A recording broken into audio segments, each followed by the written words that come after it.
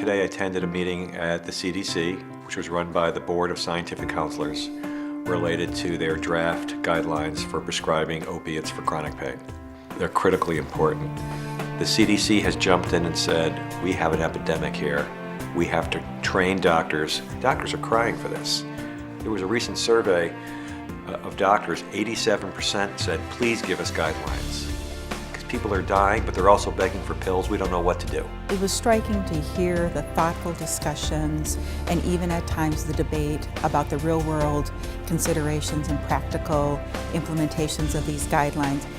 It's important to realize that these guidelines are founded by the best available information and scientific evidence today, but it was also really moving to hear the stories of families who have lost loved ones to an opioid overdose and to learn and hear about the devastating impact of opioid addiction on their families and their lives. My daughter Laura was a very exciting young person.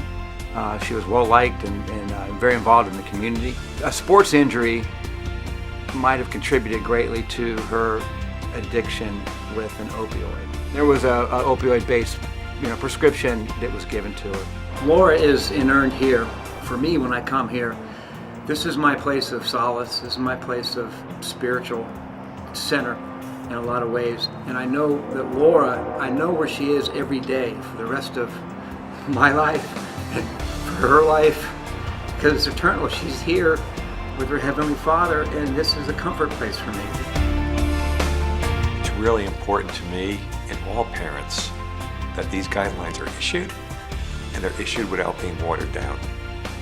Because the CDC spent 2015 unbiased, developing what they thought was best as the right balance between not too many pills, so less people are dying, but also enough access to pain medication for those who really need it. They were supposed to be issued in January, and they've been delayed. Why? Because there was intense lobbying by many people or organizations concerned they weren't going to get their pain medication. Many of those organizations have some funding from those companies that make the pills. I can't speak to what their concerns would be, but you can only imagine.